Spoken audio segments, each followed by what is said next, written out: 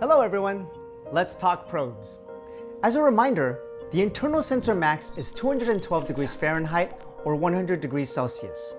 And the ambient sensor max is 527 degrees Fahrenheit or 275 degrees Celsius. So if you're doing some high heat searing, make sure to watch our direct heat grilling video. Here are some additional tips to extend the life of your probe.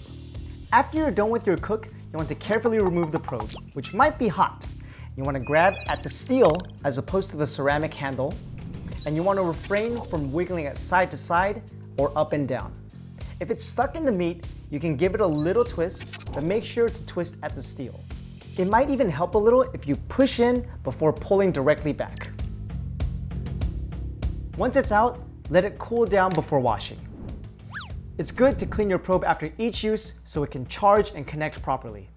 If you ever need to check the battery life of the probe, go to your device list, tap the icon at the top left, and you'll see the current charge.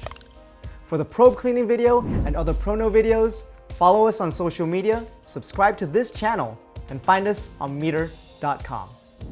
Probe on!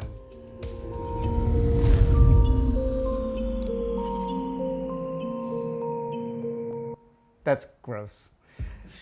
Keep probing. Keep probing your food, not your neighbor.